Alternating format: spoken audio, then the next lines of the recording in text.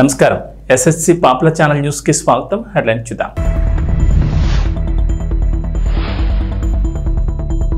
చంద్రబాబు సర్కార్ సంచలన నిర్ణయం, టీటీడీ పాలక మండలి రద్దు.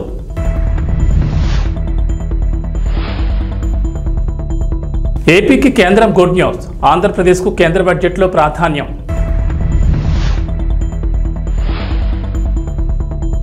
తెలంగాణకు పన్నుల వాటాగా 26,216 కోట్లు 2024-25 ఆర్థిక సంవత్సరానికి కేంద్రం నుంచి నిధులు.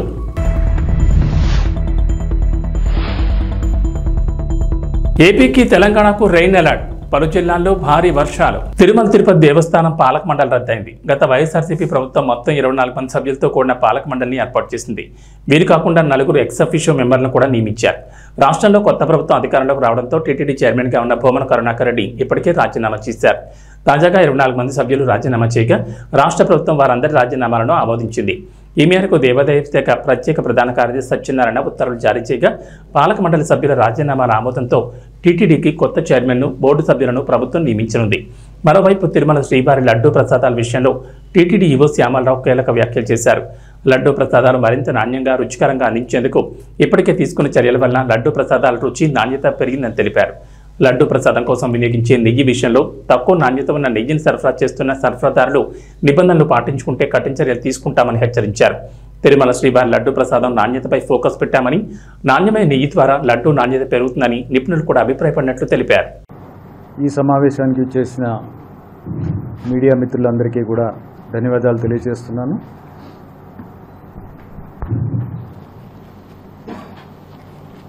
గత నెల రోజులుగా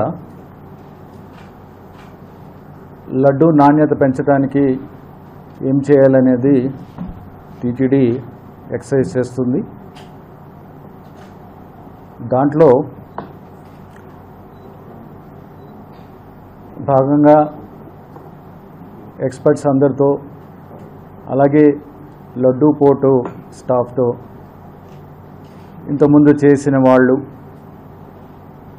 లడ్డూ పోర్టులో పనిచేసిన వాళ్ళు, ఇంతకుముందు క్వాలిటీ చూసిన వాళ్ళందరితో కూడా కారణం ఏంటి, ఏం చేస్తే బాగుంటుంది, ఏం చేస్తే ఇంప్రూవ్ అవుతుంది క్వాలిటీ అనేది చర్చించడం జరిగింది. తర్వాత వాళ్ళు కొన్ని సజెషన్స్ ఇవ్వడం జరిగింది. దాంట్లో ముఖ్యంగా మనం వాడే నెయ్యి, కౌగి ఆవు నెయ్యి ఏదైతే వాడుతున్నామో ఆ క్వాలిటీ ఇంప్రూవ్ అవ్వాలి. ఆ క్వాలిటీ ఇంప్రూవ్ అయ్యేదాకా మనం ఏం చేసినా సరే పెద్దగా ఇంప్రూవ్మెంట్ ఉండదు అనేది వాళ్ళు చెప్పడం జరిగింది. ఆ విధంగానే కొన్ని శాంపిల్స్ తయారు చేస్తే అది కరెక్టే. సో తర్వాత ఈ కౌగి ప్రొక్యూర్మెంట్లో ఏమిటి ఇష్యూస్ అనేది చూస్తే కొన్ని బేసిక్ ఇష్యూస్ ఉన్నాయి. వాటిని అడ్రస్ చేస్తే కానీ మనకి కౌగి అనేది క్వాలిటీ అనేది ఇంప్రూవ్ కాదు. ముఖ్యమైనది ఏంటంటే మనకి ఇక్కడ ల్యాబ్ ఫెసిలిటీ సరిగ్గా లేకపోవడం అనేది ఒక ముఖ్యమైన లోపం. మనకి ల్యాబ్ ఉంది కానీ దీని బేసిక్ టెస్టింగ్స్ చేయడానికి ఉపయోగపడుతుంది, కానీ అడల్ట్రేషన్ టెస్టింగ్ చేయడానికి సరైన ఎక్విప్మెంట్ లేదు. 2 ఎక్విప్మెంట్ కావాలి. సో ఆ ఎక్విప్మెంట్ ఇక్కడ లేదు. దానివలన మనం అది చేయలేకపోతున్నాం. కాకపోతే బయట ల్యాబ్స్కి పంపించాల్సి వస్తుంది. కానీ మనం రోజు ట్యాంకర్స్, 2 ట్యాంకర్స్ దాకా అలా అవసరం ఉంటుంది. మనకి కంటిన్యూస్గా రిక్వైర్మెంట్ ఉంటుంది కాబట్టి కొంత ఇబ్బంది ఉంది. అది చేయలేకపోతున్నాం కాబట్టి సప్లయర్స్ అడ్వాంటేజ్ తీసుకోవడం ఒకటి కనిపిస్తుంది. తర్వాత ప్రొక్యూర్మెంట్ సిస్టమ్ కూడా మనకి ఇబ్బందులు ఉన్నాయి. అంటే మనం చేసే ప్రొక్యూర్మెంట్లో వాళ్ళకున్న డాక్యుమెంట్స్, అంటే good manufacturing practices and FSSAI certifications, ఇలాంటి డాక్యుమెంటేషన్స్ తీసుకొచ్చి ఇస్తున్నారు. అందరూ కూడా దాంట్లో పాస్ అయిపోతున్నారు. ఆ తర్వాత టెండర్కి వెళ్తాము. టెండర్కి వెళ్ళిన తర్వాత రేట్స్ వేస్తారు. రివర్స్ టెండరింగ్ వెళ్తాము, వాళ్ళకి రేట్స్ వస్తుంది ఫైనల్గా. ఆ రేటుతో మనము ప్రొక్యూర్ చేయడానికి ప్రయత్నిస్తున్నాం. ఆ రేటు కాంపిటేటివ్ రేట్లో అంత అంటే దీనివల్ల ఏంటంటే క్వాలిటీ ఉన్నా లేకపోయినా ఈ సర్టిఫికేషన్స్ పెద్ద ఉపయోగం లేదనేది ఒకటి అబ్జర్వ్ చేశాము. ఏంటంటే సర్టిఫికేషన్స్ అందరికీ ఉంటున్నాయి, కానీ యాక్చువల్గా ఆన్ గ్రౌండ్ వాడు చేయగలడా, చేసే కెపాసిటీ ఉందా, లేకపోతే బయట నుంచి తీసుకొచ్చి ఇచ్చి మనకి సప్లై చేసేస్తాడా, అంటే ఏదో సబ్ కాంట్రాక్ట్ లాగా లేకపోతే వేరే దగ్గర కొనేసి మనకి ఇచ్చేస్తాడా అదే గీని అనేది మనకి డౌట్స్ రావడానికి అవకాశం ఉంది. ఎందుకంటే వాడి దగ్గర కెపాసిటీ, వాడికున్న క్వాలిటీ అవన్నీ కూడా అసర్టైన్ చేసే సిస్టమ్ లేదు. సో ఉందా లేదా అనేది మాత్రమే చూస్తున్నాం, ఆ పర్టికులర్ సర్టిఫికేషన్ ఉందా లేదా అనేది ఫీల్డ్ ఇన్స్పెక్షన్ కూడా చేస్తున్నాము. బట్ ఏంటంటే బెస్ట్ క్వాలిటీకి జస్ట్ ఆ కట్ ఆఫ్ ఏదైతే ఉందో వాడు దాటిన వాడికి పెద్దగా డిఫరెన్స్ ఉండటం లేదు. సో ఆ విధంగా వాడు మ్యానుఫ్యాక్చర్ చేసేదానికి కూడా అంత క్వాలిటీ ఉండట్లేదు అనేది అబ్జర్వ్ చేయడం జరిగింది.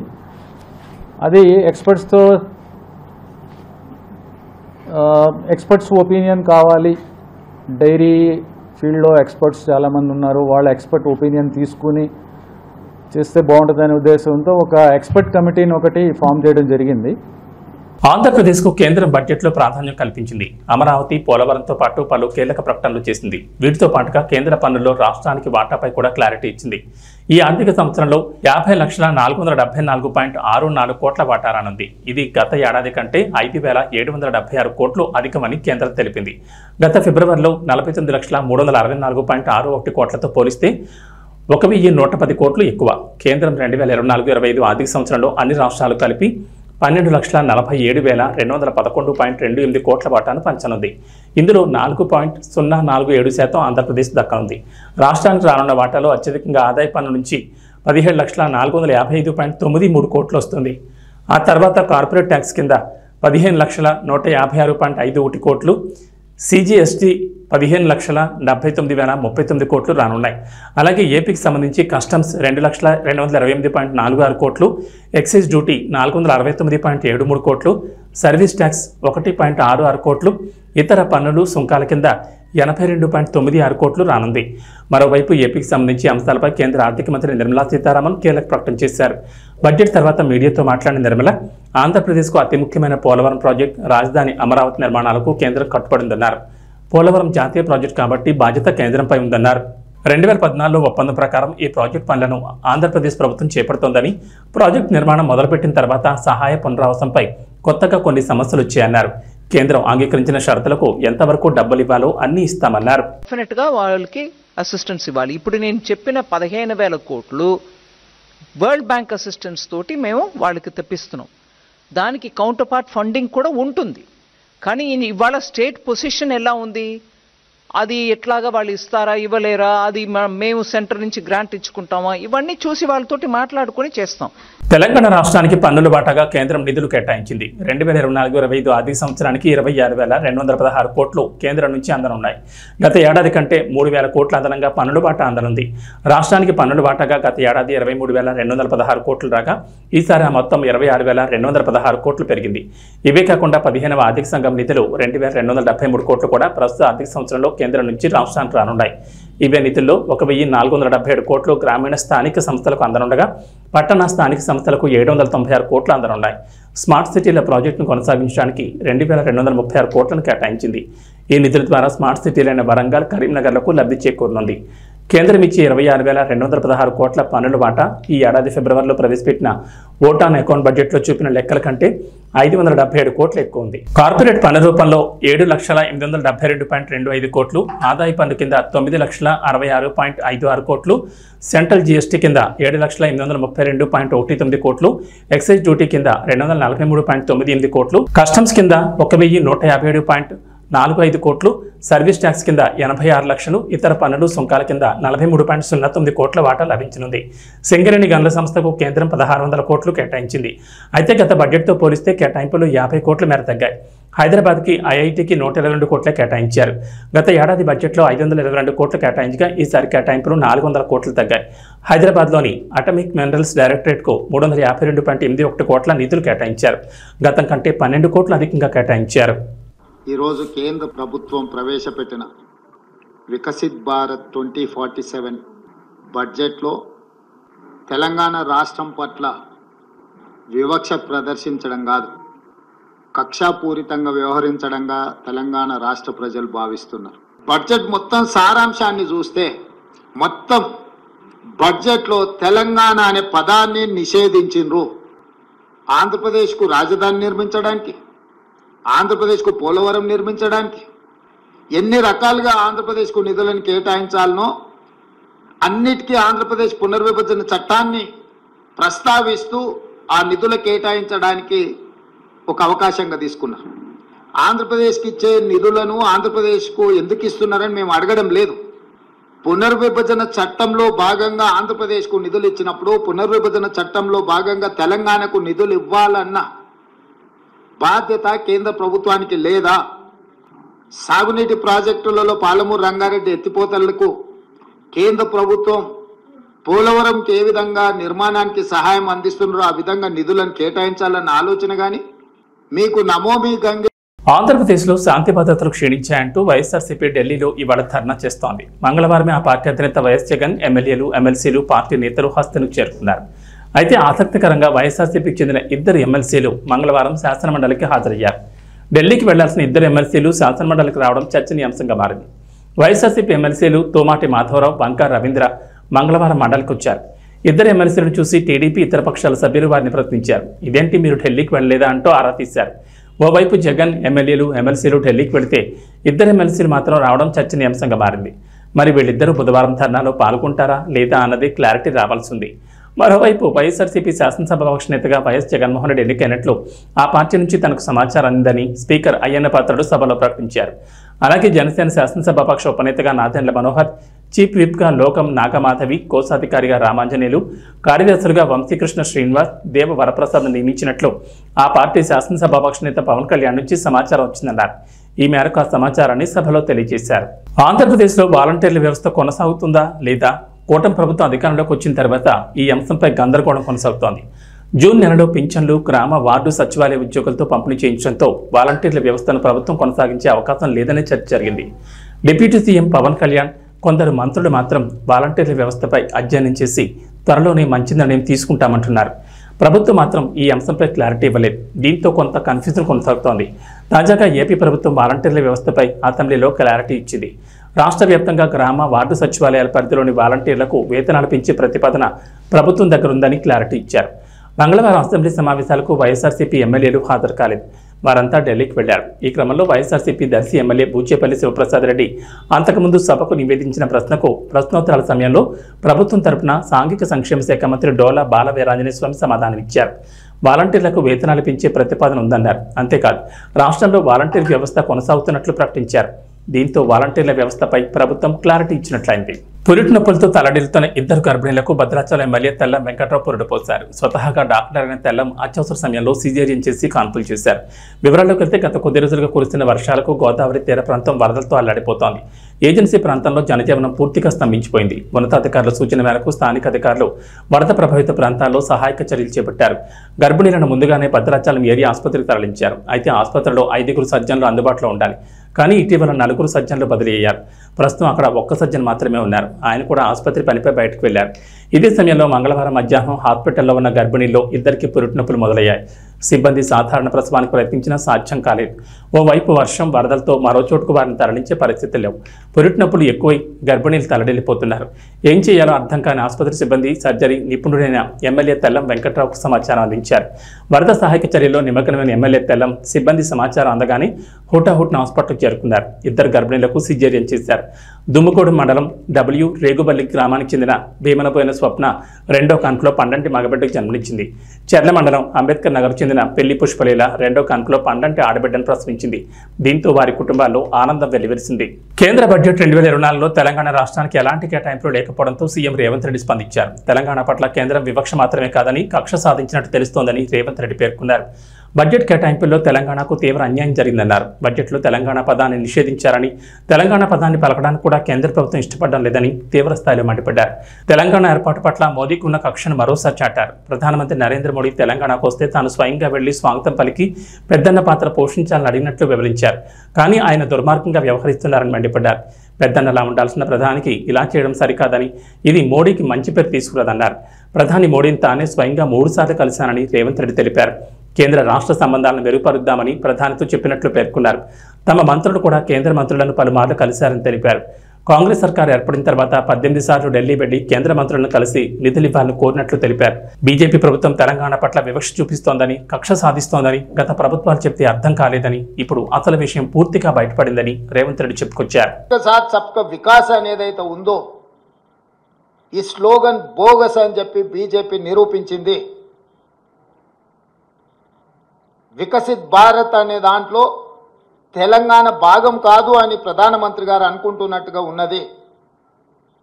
అసలు మొత్తం బడ్జెట్ను స్థూలంగా చూస్తే వికసిత్ భారత్ 2047 48,21,000 కోట్ల రూపాయల బడ్జెట్ను చూస్తే కుర్చీ బచావో బడ్జెట్ లాగా ఉన్నది. బీహార్కు ఆంధ్రప్రదేశ్కు తప్ప ఇతర రాష్ట్రాల పట్ల కేంద్ర ప్రభుత్వం వ్యవహరించిన తీరు కేవలం కుర్చీని కాపాడుకునే ప్రయత్నంలో భాగంగానే ఈ బడ్జెట్ను ప్రవేశపెట్టినట్టుగా కనిపిస్తుంది. ఇది ఏ రకంగా కూడా ప్రధానమంత్రి గారికి గౌరవాన్ని తెచ్చిపెట్టదు. ఇంతటి వివక్ష, ఇంతటి కక్షాపూరితమైన వ్యవహారం ఎప్పుడూ జరగలేదు. తెలంగాణ రాష్ట్రము, తెలంగాణ ప్రజలు 8 పార్లమెంట్ స్థానాలు, 35% ఓట్లు బీజేపీకి ఇచ్చిండ్రు. తెలంగాణ ప్రజలు ఎలాంటి వివక్ష బీజేపీ పట్ల చూపించలేదు. తెలంగాణ ప్రజల యొక్క నిర్ణయం వల్ల ఈరోజు నరేంద్ర మోడీ గారు ప్రధానమంత్రిగా కుర్చీలో కూర్చున్నారు. 8 సీట్లను తెలంగాణ రాష్ట్రం నుంచి గెలిపిస్తే కృతజ్ఞత చూపించాల్సిన బీజేపీ కేంద్ర ప్రభుత్వం, నరేంద్ర మోడీ గారు తెలంగాణ పట్ల కక్షాపూరితంగా వ్యవహరించారు. ఎన్నికల కంటే ముందు నేను పదే చెప్పిన, ఓట్లు సీట్లు మాత్రమే తెలంగాణ నుంచి కావాలి, కానీ తెలంగాణ ఆత్మగౌరవం పట్ల కేంద్ర ప్రభుత్వానికి ఎలాంటి పట్టింపు లేదు అని. ఈరోజు అదే విధంగా కేంద్ర ప్రభుత్వం వ్యవహరించింది. కేంద్ర మంత్రిగా ఉన్న కిషన్ రెడ్డి గారు ఈరోజు తెలంగాణ ప్రజలకు సమాధానం చెప్పాలి. బీజేపీ అధ్యక్షుడిగా నరేంద్ర మోడీ గారి మంత్రివర్గంలో యూనియన్ క్యాబినెట్ మినిస్టర్గా కిషన్ రెడ్డి గారు బాధ్యత వహించాలి. తెలంగాణకు జరిగిన అన్యాయానికి తెలంగాణ ప్రజలకు క్షమాపణ చెప్పి తక్షణమే మోడీ మంత్రివర్గం నుంచి తప్పుకోవాలి కిషన్ రెడ్డి గారు. ఇంతటి వివక్ష ఎప్పుడూ జరగలేదు. కేవలం కుర్చీ కోసం మౌనంగా ఉండడం ఇది సమంజసం కాదు. కిషన్ రెడ్డి గారు ఈరోజు తెలంగాణకు బయ్యారం ఉక్కు కర్మాగారం, Kazipet railway coach factory, IIM, ప్రతి రాష్ట్రంలో ఐఐఎం ఉంది. మేము ఐఐఎం కావాలి తెలంగాణ రాష్ట్రంలో లేదు అనిస్తే ధర్మేంద్ర ప్రధాన్ గారు నాకు లేఖ రాశారు, మీ రాష్ట్రానికి ఐఐఎం ఇవ్వము అని. భారతదేశంలో ప్రతి రాష్ట్రంలో విద్యార్థులు చదువుకోవడానికి ఐఐఎంలు ఉన్నప్పుడు తెలంగాణ రాష్ట్రానికి ఎందుకు ఇవ్వరు? నేను ప్రధానమంత్రి గారిని కలిసి స్వయంగా ఐఐఎంకు లెటర్ ఇస్తే ప్రధానమంత్రి గారు సంబంధిత శాఖ మంత్రికి పంపిస్తే ధర్మేంద్ర ప్రధాన్ గారు నాకు లేఖ రాసిండ్రు 3 రోజుల క్రితం, మీ తెలంగాణ రాష్ట్రానికి ఐఐఎం ఇవ్వము అని. ఎందుకు ఇవ్వరు? ఐఐఎం మనకి ఇవ్వనప్పుడు కిషన్ రెడ్డి గారు ఎందుకు కొనసాగుతున్నాడు కేంద్ర మంత్రిగా? పాలమూరు రంగారెడ్డి ఎత్తిపోతలకు కేంద్ర ప్రభుత్వం ఎందుకు నిధులు ఇవ్వను అంటుంది? పోలవరం నిర్మాణానికి 1000 కోట్ల రూపాయలు ఇచ్చే కేంద్ర ప్రభుత్వం ఎందుకు పాలమూరు రంగారెడ్డి ఎత్తిపోతలకు కేంద్ర ప్రభుత్వం ఆర్థిక సహాయం చేయనంటుంది? అమరావతి నిర్మాణానికి 1000 కోట్ల రూపాయలు ఇస్తా అంటున్న కేంద్ర ప్రభుత్వం హైదరాబాద్ నగరంలో మెట్రో విస్తరణకు కానీ, మూసీ రివర్ డెవలప్మెంట్ ఫ్రంట్కు కానీ, రీజనల్ రింగ్ రోడ్ కోసం కానీ వరంగల్లో, ఆదిలాబాదులో ఏర్పాటు చేయాలనుకుంటున్న ఎయిర్పోర్టులకు ఎందుకు ప్రత్యేకంగా నిధులు ఇవ్వరు అని చెప్పి కేంద్ర ప్రభుత్వాన్ని తెలంగాణ రాష్ట్ర ప్రభుత్వం ప్రశ్నిస్తున్నది. పాన్ ఇండియా స్టార్ ప్రభాస్ ప్రధాన పాత్రలో నటించిన కల్కి 2898 AD బాక్సాఫీస్ దగ్గర ప్రబంధన సృష్టిస్తోంది. ఇప్పటికే ఈ చిత్రం 1000 కోట్ల క్లబ్లో చేరిన సంగతి తెలిసిందే. ఇక డీసెంట్ ఆక్యుపెన్సీతో థియేటర్లలో 25 రోజులు కూడా పూర్తి చేసుకుంది. ఈ mytho science fiction drama Amitabh Bachchan, Kamal Haasan వంటి దిగ్గజ నటులతో యంగ్ డైరెక్టర్ నాగశ్విన్ తెరకెక్కించిన ఈ విజువల్ వండర్ ఆడియన్స్ ను బాగా ఆకట్టుకుంటోంది. బాహుబలి 2 తర్వాత ప్రభాస్ కి మళ్లీ ఆరెంజ్ బ్లాక్ బస్టర్ ఇచ్చింది మాత్రం ఈ సినిమానే. మరి అలాంటి ఈ చిత్రంలో బాహుబలి 2లో కొన్ని సీన్లు ఉన్న సంగతిని మీరు గమనించారా? బాహుబలి 2లోని యాక్షన్ సీన్లు ఆడియన్స్ కి గూస్ బంప్స్ తెప్పించేలా ఉంటాయి. ఇప్పటికీ ఎన్నిసార్లు చూసినా మళ్లీ చూడాలనిపిస్తుంది. అలాంటి సినిమాలోని కొన్ని ఐకానిక్ యాక్షన్ సీన్లను కల్కిలో రిక్రియేట్ చేశారు నాగశ్విన్. ముఖ్యంగా కల్కి 2898 AD క్లైమాక్స్ లో వచ్చే చివరి 15 నిమిషాలు బాహుబలి 2 రిఫరెన్స్ సీన్ కనిపిస్తాయి. బాహుబలి 2ని ఆడియన్స్ ఎంతగా ఎంజాయ్ చేశారో కల్కిలో ఈ యాక్షన్ సీన్లను కూడా అదే రేంజ్ లో చూశారు. మొత్తం 5 సీన్లు కల్కిలో రీక్రియేట్ చేశారు నాగశ్విన్.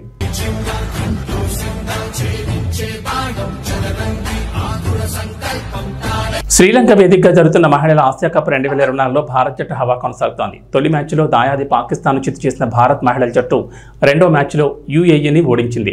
తాజాగా మంగళవారం జరిగిన ఈ మ్యాచ్లో నేపాల్ను చిత్తు చేసి హ్యాట్రిక్ విజయాన్ని నమోదు చేసింది. ఫలితంగా గ్రూప్ ఏ నుంచి అగ్రస్థానంతో సెమీఫైనల్కు చేరింది. ఈ మ్యాచ్లో తొలుత బ్యాటింగ్ చేసిన భారత్ నిర్ణీత 20 ఓవర్లలో 3 వికెట్ల నష్టానికి 178 పరుగులు చేసింది. అనంతరం నేపాల్ను 96 పరుగులకే కట్టడి చేసింది. ఈ మ్యాచ్ నుంచి కెప్టెన్ హర్మన్ ప్రీత్ కౌర్, పూజా వస్త్రాకర్లకు విశ్రాంతి ఇచ్చారు. దీంతో తాత్కాలికంగా కెప్టెన్ గా స్మృతి మంధాన టాస్క్ వెళ్లింది. ఈ మ్యాచ్లో టాస్ గెలిచిన భారత్ మహిళల జట్టు కెప్టెన్ స్మృతి మంధాన ఏమాత్రం సంకోచించకుండా తొలుత బ్యాటింగ్ ఎంచుకుంది. కెప్టెన్ నమ్మకాన్ని నిజం చేస్తూ భారత ఓపెనర్లు చెలరేగిపోయారు. ఎడాపెడా 4లు, 6లు కొడుతూ స్కోర్ బోర్డును పరుగులెట్టించారు. ఈ క్రమంలోనే తొలి వికెట్కు సెంచరీ భాగస్వామ్యాన్ని నమోదు చేశారు. జట్టు స్కోరు 122 వద్ద హేమలత 47 పరుగులు, ఆ తర్వాత షెఫాలి వర్మ 48 బంతుల్లో 81 రన్స్ కూడా అవుట్ అయింది. చివర్లో రోడ్రిక్స్ 15 బంతుల్లో 28 రన్స్ చేయడంతో భారత్ నిర్ణీత 20 ఓవర్లలో 3 వికెట్ల నష్టానికి 178 పరుగులు చేసింది. టోర్నీలో వరుసగా 3వ విజయం నమోదు చేసిన భారత్ సెమీఫైనల్ బెర్త్ను ఖరారు చేసుకుంది. మహిళల ఆసియా కప్ 2024లో టాప్ 4 బెర్త్ ఖరారు చేసుకున్న తొలి జట్టుగా నిలిచింది. భారత్ గ్రూప్ ఏలో అగ్రస్థానంలో లీగ్ దశను ముగించింది. ఈ ఫలితంతో పాకిస్తాన్ కూడా సెమీఫైనల్ బెర్త్ ఖరారు చేసుకుంది. గ్రూప్ ఏలో 2వ స్థానంతో నాకౌట్కు అర్హత సాధించింది. ఇక వాతావరణ విషయానికి వస్తే తెలంగాణలో గత 4-5 రోజులుగా ఎడతెరిపి లేకుండా వర్షాలు కురుస్తున్నాయి. కొన్ని జిల్లాల్లో భారీ వర్షాలు కురుస్తున్నాయి. మరికొన్ని జిల్లాల్లో ముసురు కురుస్తోంది.